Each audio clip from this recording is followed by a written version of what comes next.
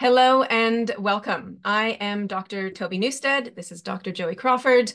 We are both leadership scholars at the University of Tasmania and your hosts for Talking Leadership Development. Talking Leadership Development is an initiative powered by the Menzies Foundation in partnership with the University of Tasmania. It is intended to lift the development of the research and practice of leadership development in Australia and beyond. And before we launch into our discussion today, which is focused on the deceptively simple question, what is leadership? I would like to acknowledge the lands from which we join you today. We are joining you from Litchfield, Tasmania. These are the lands and the waterways of the Palawa Pakana people. We are speaking about leadership today, what it is and how we might develop it.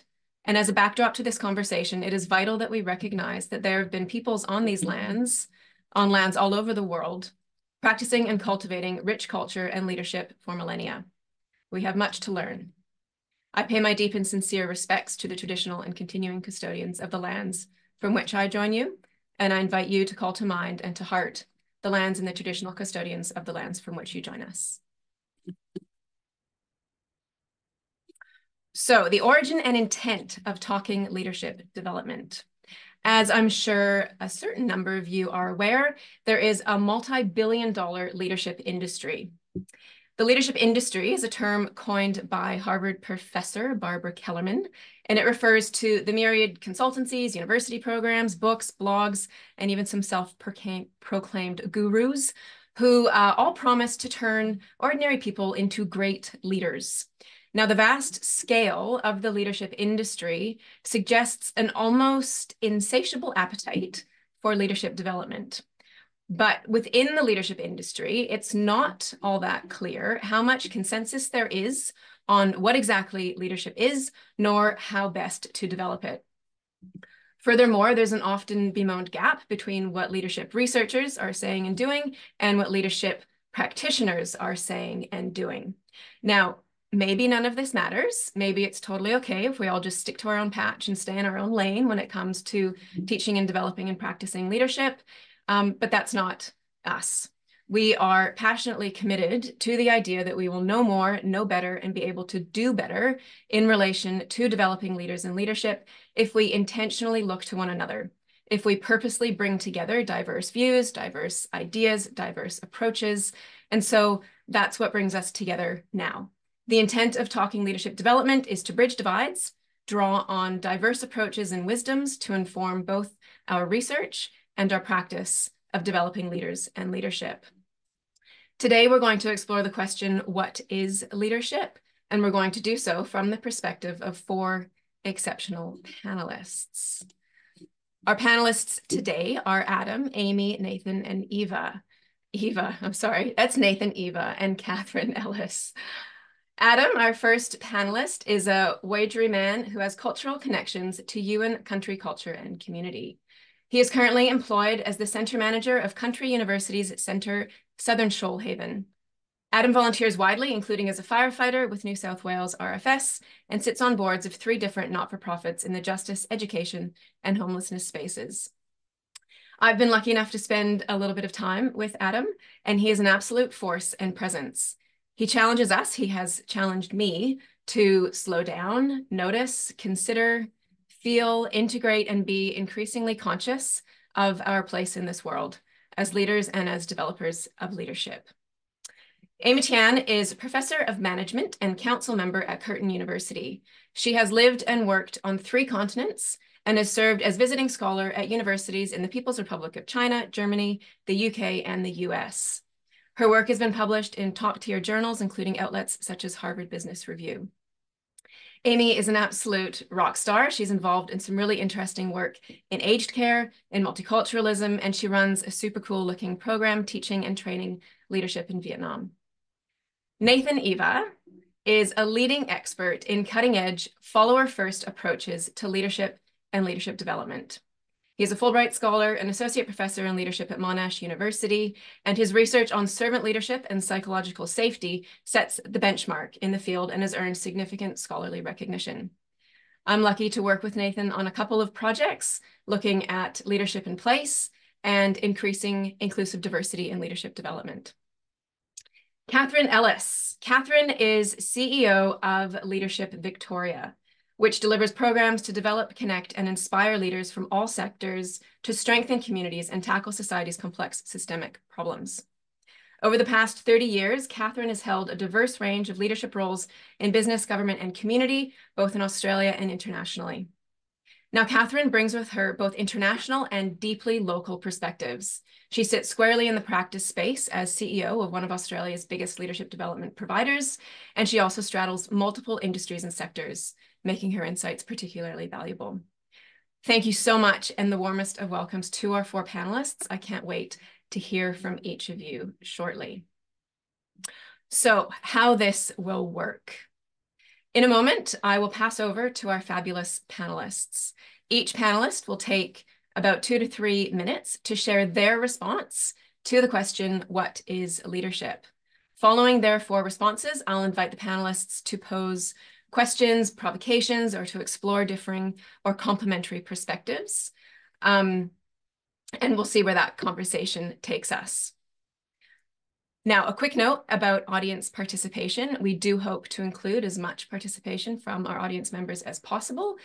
Please, as the panelists are speaking and through that initial conversation between the 4 panelists, please use the chat to pose your questions and comments. If you see someone else's question or comment that resonates with you, please use the little reactions, your thumbs up or your love hearts, and that'll help us get a sense of where there's a particular sort of weight of interest in a particular topic or question, and we'll try to feed that to the panel. Hopefully near the end of the webinar, there'll be a bit of time for some mic off from participants. Otherwise, the chat will be our main way of sort of garnering feedback and questions from participants, and Joey and Amber will keep an eye on that.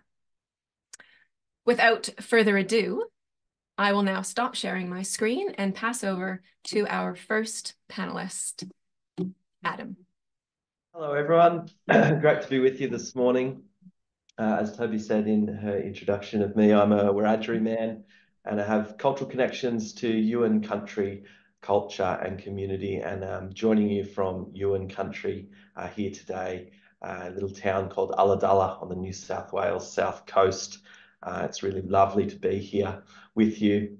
When I was kind of first presented with this question about what is leadership, I was drawn to think about a story that we have in our Yuin culture, the story of Naran Naran. Naran Naran is the lyrebird, and you may have seen video clips or maybe even been lucky enough to see Naran Naran on country sometimes, but he's one of these really clever birds, and he's really has a case of mistaken identity. You might have seen Naran Naran on YouTube or Facebook making all these different diverse sounds, and people label that bird as a mimic. But in our way of understanding, that's a mistaken identity. He's not a mimic. What he is, he's the speaker of all languages, the singer of all songs.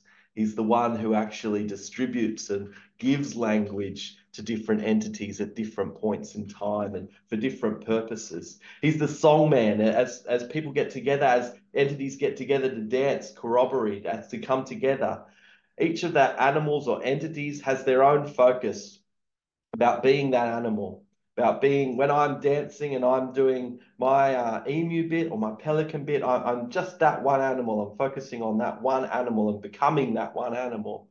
Naran Naran, the lyrebird, has all the different languages, all the different songs, and he's the songman that sings. He actually understands all those different perspectives of all those other animals, all those different other entities.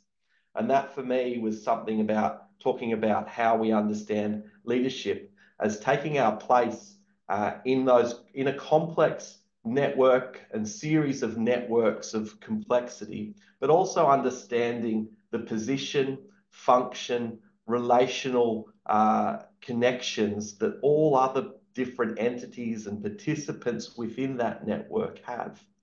So it's actually understanding your own position, understanding the position, relational ties, and interactions and purpose of each of those other entities. And that's about the language, about sharing, about to and from, and understanding the knowledge that we have and understanding that our responsibility for the transmission of that knowledge, for the keeping of that knowledge. Knowledge in our circles, when we talk about in Aboriginal cultural ways, isn't open source. It isn't Wikipedia or Google that all knowledge is available to everyone all of the time. But knowledge in our way that we conduct our stories and conduct our songs and conduct that, it comes with a reverence. There's a reverence and a right to understand depths of different elements of knowledge. So it's not all at once. So you might get a song or a story, and there's layers and levels of understanding that come with that as we kind of deepen our knowledge. I just want to finish with something that I generally cast back to every time I have a bit of a yarn. It's a teaching from my Uncle Max, my cultural teacher. And it talks about some of these levels and some of these understanding the different places of things in the context of who we are and where we are and how we talk about different things. And Uncle Max says, see the land, the beauty, hear the land, the story, feel the land, the spirit.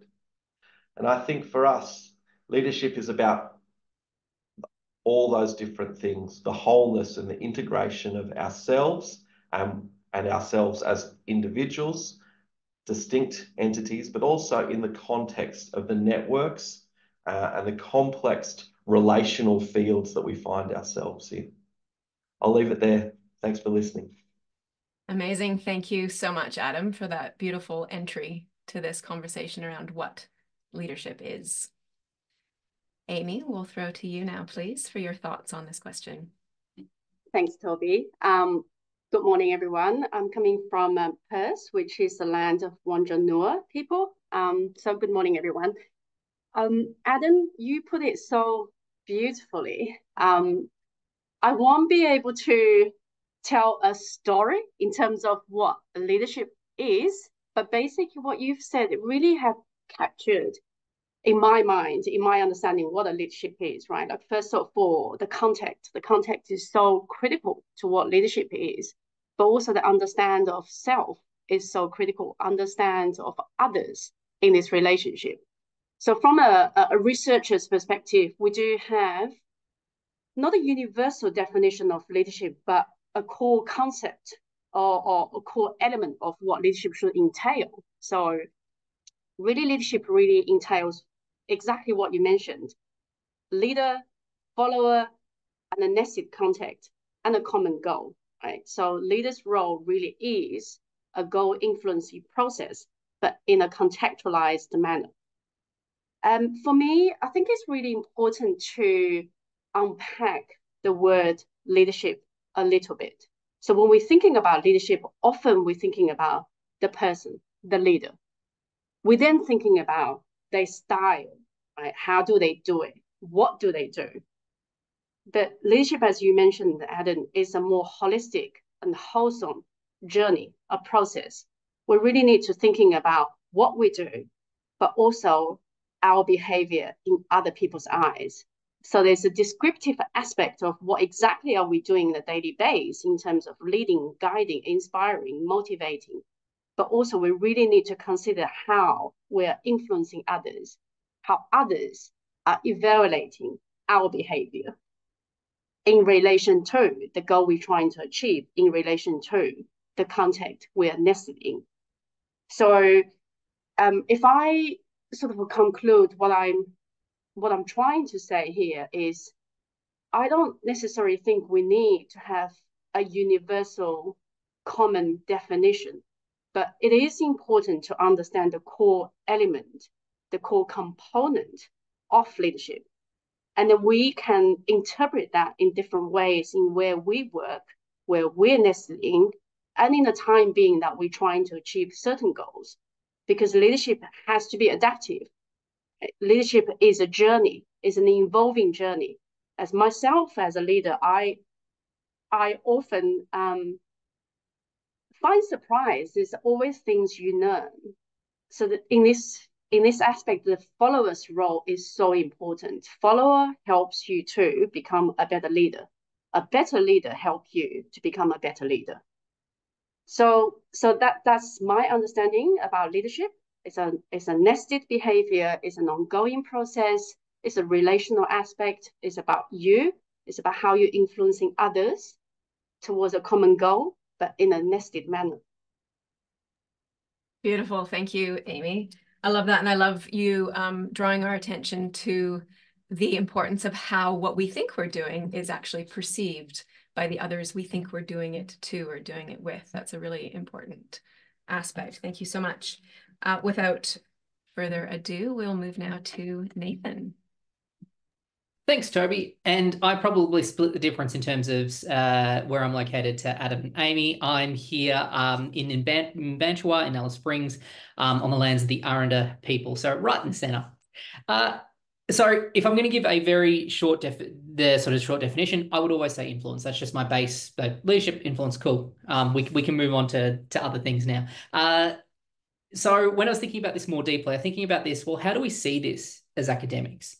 And we see these questions in terms of cascading ideas. So the first, at a very high level, we talk about theories. So this might be things like the particular traits that leaders have, or the particular behaviours they engage in. There are theories around the different cultural theories. A lot of what we look at and study now are what we'd call process theories about how we engage as a leader and how that goes and influences followers or the environment.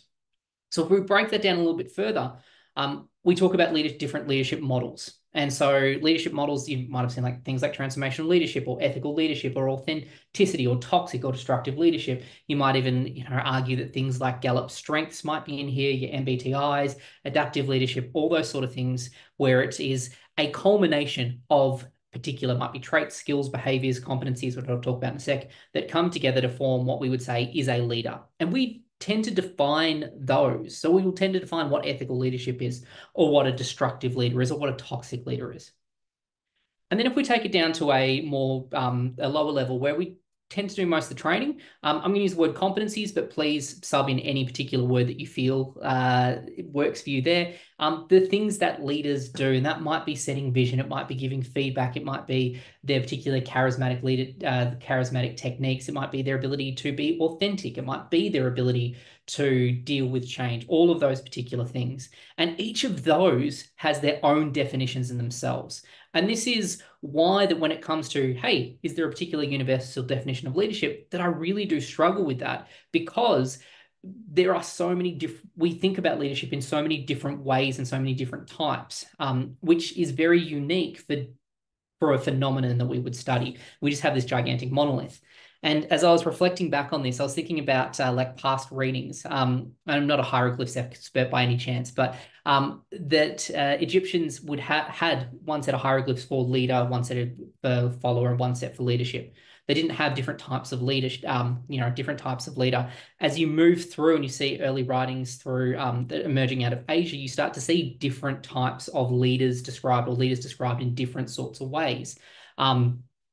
Even now, we see as different things happen throughout society, and just a really, it's an older example now, but we talk about Enron.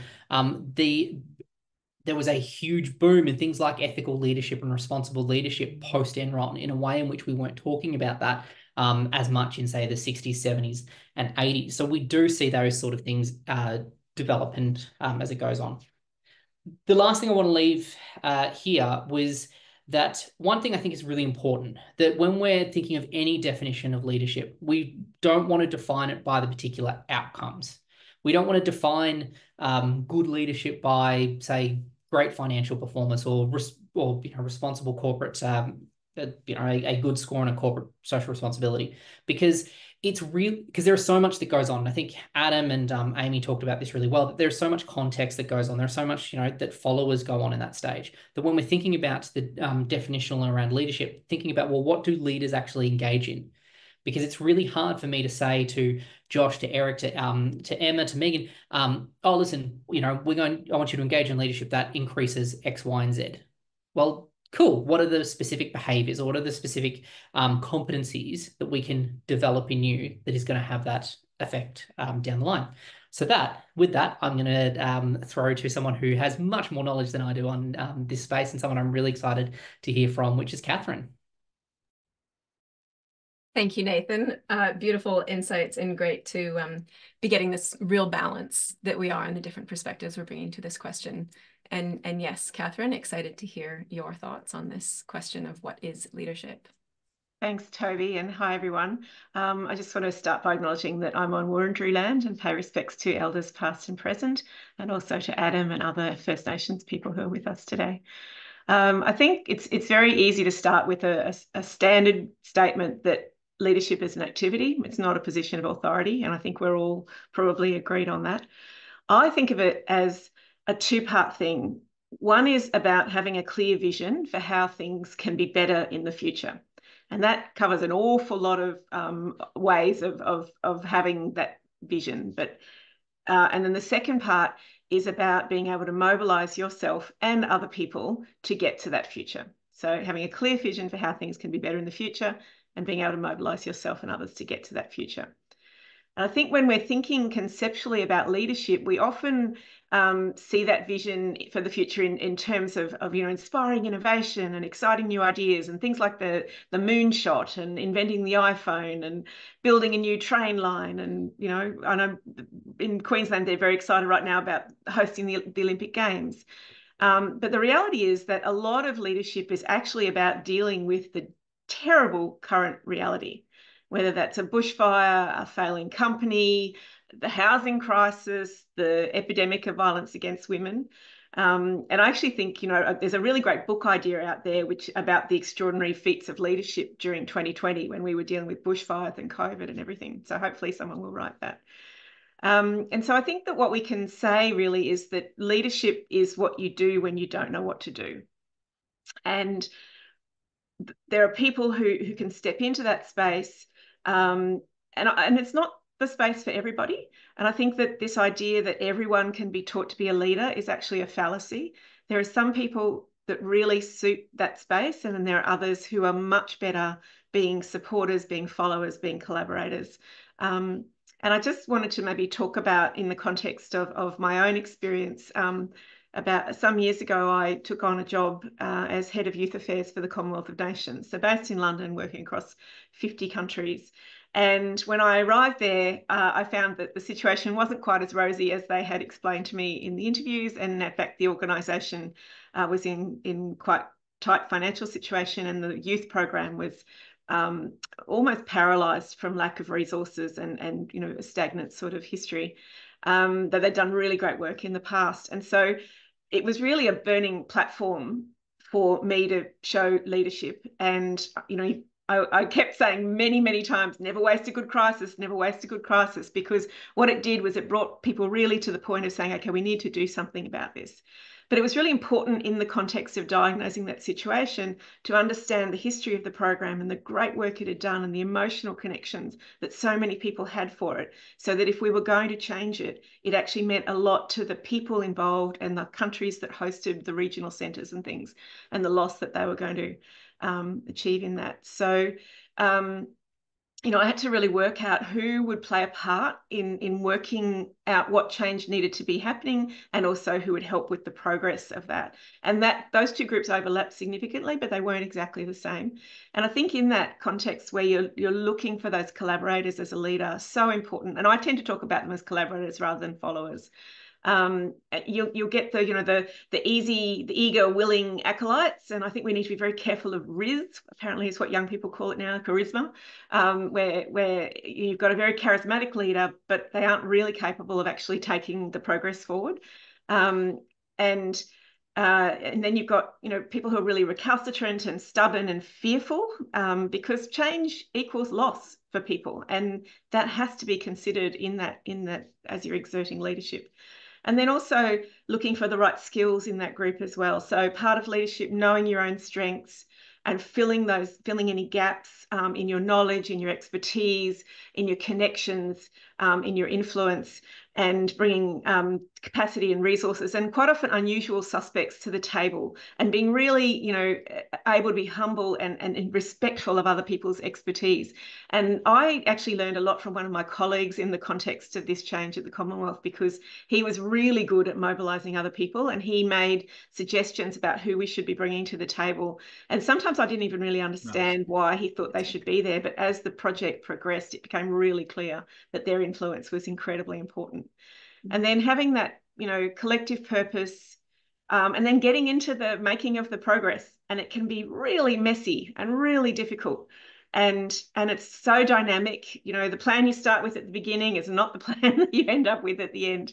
And so having a growth mindset as a leader is incredibly important as well. And I think being able to hold to your values and hold to the purpose of what you're trying to achieve, as hard as it might be sometimes. And I know with the changes that we made at the Commonwealth, you know, we restructured the program, we shut down regional centres in 4 countries. I had the Governor General of the Solomon Islands say to me face to face, "This is such a sad day for my country."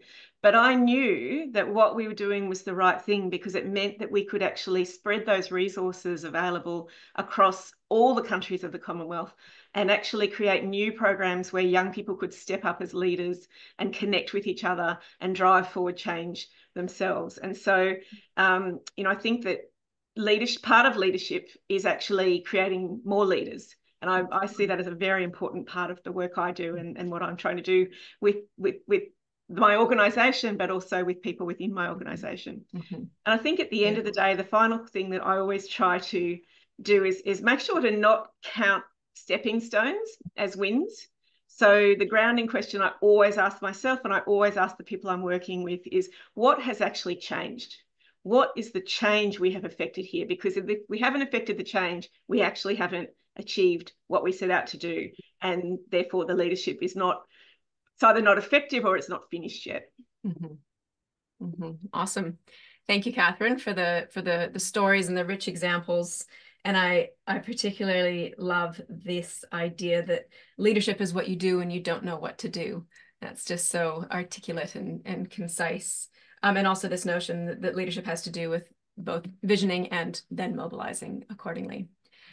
Now that we've heard little teasers from our 4 panelists, what I would like to do next is to open back up to our 4 panelists and go to you first to offer follow-up questions or follow-up thoughts that have come to you as you've listened to the rest of these initial thoughts on what leadership is. Any of our 4 panelists, Adam or Amy or Nathan or Katherine, have any questions for each other or further thoughts in terms of your own perspective on what leadership is? I'd love to know what my colleagues think about leaders like, maybe I won't name names, but leaders who, you know, they're very charismatic, they have a big following, they often talk a big vision, but the reality on the ground is that they make a mess and they destroy things rather than creating positive change. Any thoughts on that from Nathan or Amy or Adam? It's actually really interesting you asked that, Katherine, because when you were talking, I was jotting down a note to ask Katherine. There was around leadership transitions and around whether we, in those particular situations, whether we are able to get people to step back.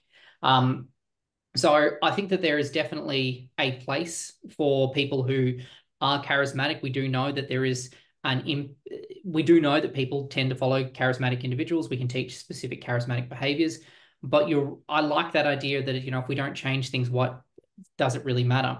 I think that with the rise of social media, well and truly risen at this point, I think that there is a lot of danger with those. I think there is Toby hears me complain about this all the time. There are particular influences specifically around leadership that I think are actually really harmful, who have a lot of riz, who don't have substance in what they're saying and don't have the elements to back that up. So I would agree with you there, Katherine. It sort of reminds me of the story throughout the global financial crisis, and I can't remember exactly which bank it was. The life of me, it was in the States, where The manager at that stage said, I can't handle this. This is not what I'm good at. But my number two was really, really good at that. And so during the financial crisis, actually swapped positions, including salaries, but swapped positions to be able to let the number two take over, because this was their bread and butter. Crisis, fantastic. I can do this. I can manage this, these elements. And potentially people with high levels of charisma might not always have the same self-awareness to be able to do that. But if I'm, and I don't want to, because I think your question is a really good one, so I don't want to, you know, to push that in a particular direction, but Katherine, I'd be asking that sort of question to you in terms of how do you see those transitions as well, and whether people, say highly charismatic people or the like, can step back and say, hey, listen, this isn't the leadership challenge for me, or would you want to see someone, you know, push through in that? Yeah, I don't want to denigrate charisma, because it's fantastic, and we all want as much of it as we can get. But I think you need, as you say, you need the substance that goes along with that. And some years ago, my first venture actually out of the private sector and into the not-for-profit sector, I was the CEO of the Reach Foundation, and I worked with Jim Steins, the footballer. For those of you who are not into AFL, he was a big football star, Brownlow medalist, et cetera, et cetera. And he was incredibly charismatic, very, very inspiring guy. But he had a lot of substance that went with that. And but he also had, you know, his deficits. But the thing that he did have, which I came to really appreciate, was a level of ability to identify his own gaps and bring people in that could fill those gaps. And that was part of the reason I came to the organisation that he had founded. And then as we went along, we brought other people in, and I learned a lot from him about how to actually leverage other people's abilities when I didn't have them. And one of them was, it was a youth organisation. We had a big team of young leaders who were all as cool and hip as you could possibly believe. And they saw me as a middle-aged corporate person, even though I was actually quite young at the time. And so what I tended to do was, when I was trying to influence them, I would talk to one of the older leaders and get them to do some of the influencing for me, because that was much more acceptable in the culture of the organisation. And it didn't mean that, and it was a way to make progress, and recognize and be humble about the fact that it was something an ability that I didn't have in that moment. So, I think that the leaders who bring the charisma, if they bring the substance and the humility and the respect for other people's expertise, and the willingness to share the work with other people and not just try and be a hero leader and bring all the glory to themselves, then it can be incredibly effective. I think leadership in itself is probably really amoral. It can be used for purposes that are both moral or immoral, and that kind of morality is really defined by our sociocultural position. So it's about, yes, there's in and of itself, leadership and people who are good at leadership in that space. That skill I think, is probably mostly amoral. It doesn't have a morality, good or bad, but it can be used for purposes either way. So that's how I'd answer some of that question there too. Yeah, I want to add a little bit to Nathan, Katherine, and Adam, your talk there.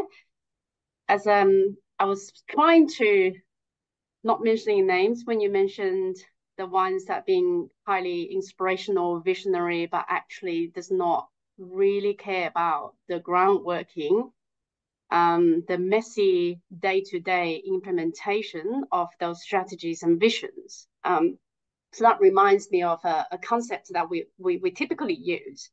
Instead of transformational leader, we call them pseudo-transformational, right? So they can be perceived as very visionary, future-oriented, but in a relatively dark manner. So that is very manipulative and self-focused. So that brings to my own practice of what I think leadership really should be an other-oriented approach, right? It is about others. It is about how you bring the best out of others. And that's exactly what you said, how to mobilize resources and how to making sure that you have the best ability for the task. And when we talk about there is a relational what I think leadership really is underpinned by the concept of trust, right? Trust needs time to build. And when you're thinking about a good leader, often there's multifaceted of the trust. You think the person can do their job, so you trust in their ability. You think the person will do the right thing, you trust in integrity. You think that your person care, you trust the level of benevolence. Only when you have the concept or have the ability to trust the leader, you then will willingly to follow. You then will willingly to contribute, to share. So I think that the piece of trust is critical in that process. Mm-hmm. That's a really important point, Amy. And in my mind, it's sort of taking us now in this direction where perhaps we started this part of the conversation thinking about leadership as someone vested in a person, a person that may have a lot of charisma, but maybe not a lot of substance. And a certain amount of our conversation so far has, in my mind, taken that sort of person focus as a leader being a person, or leadership being something vested in a person. And I'm curious now for thoughts from the four of you on to what extent that is what leadership is, something that a person does, and or to what extent leadership might be. And I think, Amy, this links back to your final comment there on trust, because trust isn't something I can do to you. Trust is something that essentially you give to me and we create together. So I would love your thoughts on how leadership sits between as either one or the other, or perhaps both, something vested in a person and or something that emerges relationally between people within a context or a system. I think trust is earned. Trust is not given. It does take time to earn trust, both how you trust your leaders and how you trust people who you work with. So in terms of whether it's leadership is nested in person or the behavior, I think it's both, right? I think leadership definitely is such a multifaceted concept. You do. And this is where I think as a leader is incredibly important to remember the core element of leadership. It is not about you. It is about you. It is about people you work with. It is about the context, but also is about the goal that you're trying to achieve, right? So every time you do things, every time you decide a strategy for the future, you do have to consider the influence and the impact, not necessarily just on you, but also the people who are there to implement, who will be affected by those strategies. And that's where the self-awareness and understanding of the contextual cue is critical as a leader. I might just add something to that, Toby, if that's okay. I absolutely agree, Amy. And I think there's another group that we always need to be thinking about, which is stakeholders. And I know when I moved from the private sector to the not-for-profit sector, it was a bit of a shock to me how many stakeholders there were and how involved they expected to be in decisions that were being made for the organisation. It's quite different in the private sector, which is more hierarchical generally. And so I think if anyone who's leading in the government space, the policy space, and community space, actually thinking as a leader also about what are the expectations, the needs, the fears of the stakeholders around my organisation whose lives are affected by the work we do, is an incredibly important part of considering how do we move forward, how do we make the progress. And they can be mobilised. So they're another source of capacity and resources and passion. And I think some of the best projects I've ever seen, the best outcomes I've ever seen, is where there's been true co-design, there's been true engagement. You've had people who are really skilled at mobilising volunteers and leadership that holds to purpose and really keeps people motivated for very long periods of time, quite often, because sometimes in those spaces change can be glacial. And so actually I think some of you probably have heard that analogy about acquire. And if you can hold one note for a very long time, if people take breaths at different times. And I think that collaborative kind of leadership allows people to sort of drop back when they're exhausted, regenerate, and then come back again. But the work itself continues and towards the results that you're looking for. Thank you. Just added a comment in the chat there, but I'll say it here for the discussion as well. But we should be increasingly aware that the country and all of its elements are stakeholders for all of us, no matter what context we're kind of basing our leadership in, that all those different elements of country are stakeholders for us too, and entities that we can have a relationship both to and with. We all have a relationship to country. We're on country. A lot of us will even know the name of the nation of the country from which we're coming from. But to have a relationship with country is that next level, and that's where we kind of anticipate that country and elements of country are stakeholders, and so people and elements that we have responsibilities to and can have a conversation with in that space as well. Absolutely. Thank you, Adam. Adam, do you mind if I've got a question specifically around that, because so much of our knowledge around leadership, the written knowledge around leadership comes from the US, comes from the UK, comes from China, and the idea of land as part of leadership and understanding land as part of leadership is just not there. So I think it's a really unique part of what we have from Indigenous Australia. We've got tens of thousands of years around that. So my question, I'm going to frame it as a question. My question here is how can we incorporate land or understanding of land as part of our leadership? And do you see this as a really unique thing that is, say, just within Australia, or do you see that in other places such as in Aotearoa in Canada and the like?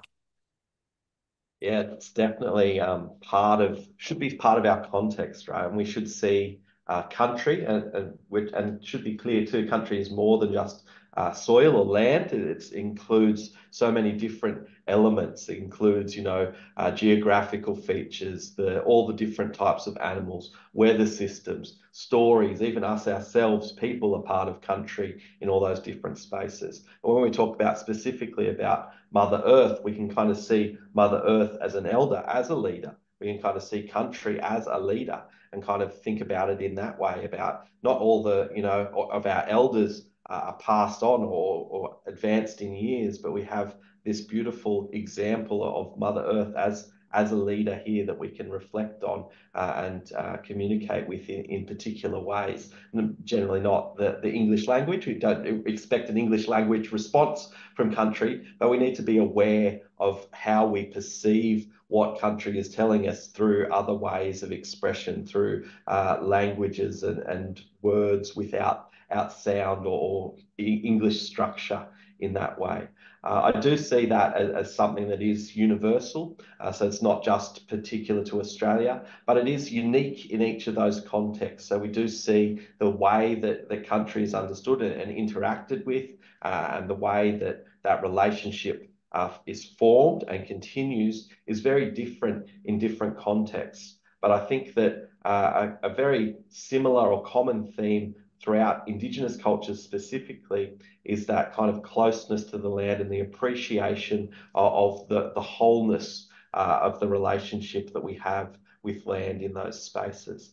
So I hope that answers the question, but yes, it's definitely something that we can reflect on and can inform our praxis in that way, and something that is not just unique to us here in Australia, but is unique in each country, each different, geographical space. It's actually a unique expression. So it's not just in Australia, but it's Yuin country, it's Aranda country, it's Yolngu country. It's all those different countries. There's different expressions in those different places, and that continues when we head off overseas. When we go to places like Aotearoa or Sapmi, the land of the Sami people, or we engage with people in the Dene Nation of the Northern Americas. So there's different expressions and relationships that each of those cultures carry and contribute in all those different spaces. Mm-hmm. Thank you, Nathan, for posing that question, and thank you, Adam, for such a beautiful response. That's extremely enlightening. Makes me also think, imagine if corporate leaders particularly were considering country as a stakeholder as they're making the decisions that they drive their businesses. Mm-hmm. Cough, mining cough. What was that? So I want to, I'm trying to keep half an eye on the time to make sure that we don't stretch the generous commitment you guys have all made to us today. So what I'm wanting to do is to sort of pose one of the perennial questions to the four of you and invite a brief response. And in particular, to put you on the spot, Nathan, I'm going to ask you to go first for this one, and to try to put on your most scholarly hat to this question when we explore the maybe differences and or similarities between teamwork, leadership, and management. Or just some of. Thanks. You're welcome. I think this is a really tough one, because I think that from an academic standpoint, we do tend to struggle with this. And I'm going to do the teamwork leadership aspect first, because we talk about collective leadership or shared or distributed leadership. And there's a real question of, how is that actually different from really good teamwork? I think that there are some key elements. I go back to Katherine when she was talking about vision and mobilizing. I think that we can see that a lot more in how we think about leadership and how we define leadership than what we do around management. So to say, I think that even like when Amy was talking about engaging in terms of what the followers in the context perspective as well, being able to incorporate multiple elements around that, I think that we can see that a lot more in how we think about leadership, which is more a give and take between multiple different aspects. And we integrate some of Adam's work here in terms of context and land and broader stakeholders as well.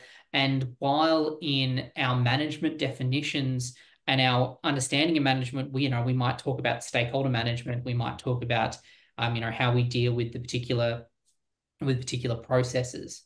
With leadership, and to simplify just a little bit, we kind of talk about a little bit more in here, in that sort of that heart aspect, and how we and in the emotions that leaders swell in us, in the way that we're willing to go above and beyond what managers are willing to do. And I know I haven't given you a perfect answer, because there is some base definition differences and the like, but it always, when I get posed that question, I always say, well, you can generally name me a really good leader and you can generally name me a really good manager, and they're generally not the same person, because it just seems that those innate skills, some people have got them both, absolutely, but a lot of the times we can see a absolutely great leader who we're willing to follow, but they might not be the best person to manage a small department in a I'll pick on academia, in an academic setting where you just need a lot of red tape dealt with. Maybe not the best use of a leader in that perspective. And it's the same with the manager when you've got those broader blue sky crises that are going on. I've talked through that terribly without giving you a perfect answer, so I'll throw it to somebody. No perfect answers required. Thank you, Nathan. Any like particular examples or insights, and I'm looking at you now, Katherine, from a practice perspective, and where you see, or maybe is it possible to see sharp distinctions between a function of teamwork, a function of leadership, and a function of management? Yeah, I think in the context of management is what you're doing when the decisions about where you're heading and what the outcomes should be are already made, and then you're actually making that happen and doing the implementation. And yes, things will come up that you need to work with and make new decisions on and that kind of thing. But on the whole, you're pretty clear where you're heading and what you need to be doing. Whereas leadership is much more looking at, well, where should we be heading and what are the difficulties that we're facing as we choose that direction, and who do we need to be considering, and that kind of thing.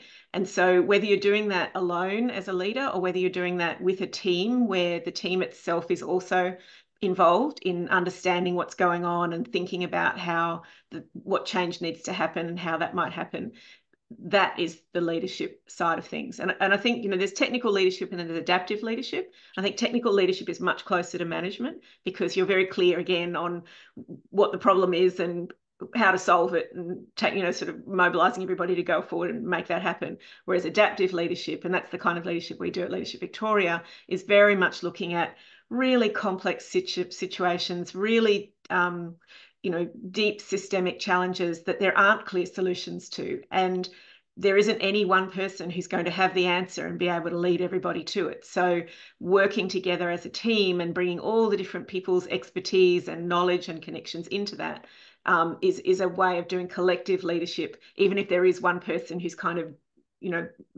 calling the shots in terms of how that all happens. Mm-hmm. So, yeah, doing what we do when we don't know what to do. Exactly. I do love that. I do love that. So I am going to pose another challenge to our panelists, and I'm very kindly, very generously going to give you a little bit of heads up this time. And what I would love you to do for us, the four of you, is to think about, in relation to the perspectives that you bring to this question, what is leadership? Noting that you come from, definitely different approaches and different, situatedness in terms of what you do in the leadership and leadership development space, from academia to practice. From your perspective and from what we've heard and spoken about and shared today, what does this imply for the ways we might go about developing leaders in leadership? And I'm going to ask for you to share your thoughts on that question very concisely, sort of a 1-minute wrap up from each of you. And before we do that, or sort of simultaneously, we're going to launch a poll for people that are here participating in the audience today. And that poll sort of goes back to a question that we kind of skimmed over earlier on, around this idea of how or if anyone can be a leader, or how or if we can develop leadership in anyone. So that poll will go out to the broader audience, and please do engage in that poll. If it prompts further comments, please do use the chat for them. But otherwise, our panelists, and I'm going to suggest we sort of go in reverse order. So if you're willing, Katherine, throwing to you first for your thoughts on from your... State the question again, because I'm not sure I completely understood. So from the perspective, from the approach you come from, doing what you do, being who you are, the leader you are, the work you do in leadership development, what does your approach to this question, what is leadership? What does that imply for the way we may go about developing leaders in leadership? That's a really hard question. I think for me, I've learned a lot of humility over the years. I used to be a very, very black and white, very clear. I knew exactly what blade of grass we should all be standing on, and that everybody should be with me on that blade of grass. And over the years, I've realized I don't know. There's a lot of things I don't know, and there's a lot of things that other people are expert in. And so bringing people into my orbit and working together is a really much more effective form of leadership. And through that, actually, you're identifying new talent, you're giving people opportunities to take on responsibility and lead themselves. And so actually, by being a leader who's willing to step back and put other people at the centre, and working in the youth sector for a long time really helped me learn to do that much better as well, because we always try to put young people at the centre of their lives. By doing that, you're actually creating a space for other leaders to step up and shine and get experience. And so if you're leading well, you're creating other leaders as well. Mm-hmm. Beautiful. Thank you, Katherine. Nathan, would you be willing to share, coming from your perspective, your approach to what leadership is, what are the implications then for how we might develop leadership? We need to know what we are developing. So we need to be able to, from a purely, a purely scientific-y sort of thing, we need to know what we are developing to be able to develop that. You need to be learning what are those competency, skills, behaviors that you are to be able to move that needle, to be able to make change. Now, I think Amber posed this question earlier in the chat. I wouldn't say that this necessarily be, okay, we're going to develop ethical leaders, or we're going to develop servant leaders or authentic leaders. No. In any sort of leadership training, I would hope that you take what you like and leave what you don't. I hope morals are something that you do take, but and in that way that we're not creating particular leadership clones, because we don't need another generation of the exact same leaders. We need Eric leaders, we need Emma leaders, Chloe leaders, Leisha leaders, Beck leaders, who are unique to themselves, who take different parts to create, to deal with challenges we don't know exist yet. Amazing. Thank you, Nathan. Amy, I'll throw it to you now. I love Nathan's point about you need to know what we're developing when it comes to leadership development. That's exactly my point. I think, going back to the definition of leadership, is it important? I think it is, especially in the organizational context that you are in when it comes to the question about leadership development, right?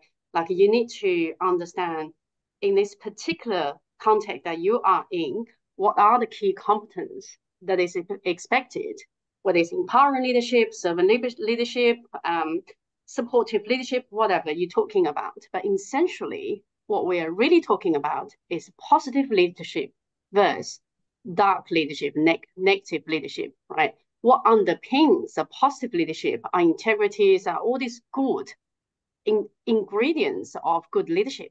So that's one thing. Another thing, I think, leadership, when you are underpinned by a positive culture, is so important for leaders to create that psychologically safe aspect. Cultural creates value, and value underpins our behavior, our attitude, and that's what drives performance. That's what drives collaboration. Absolutely. That's me. Thank you, Amy. Now, with our final thought on implications for leadership development, Adam.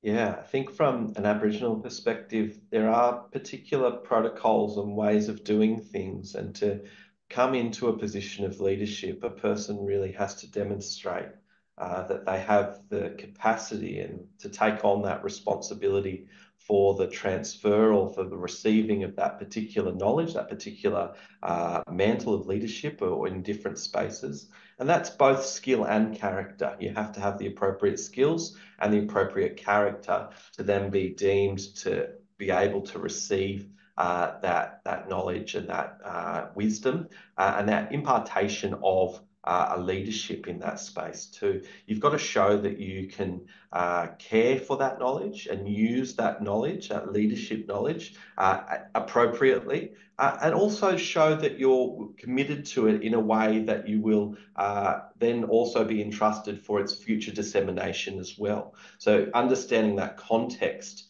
that you actually have, and when you are receiving that knowledge, that it's for the appropriate use and care of that knowledge, and for its dissemination, and for that knowledge to continue.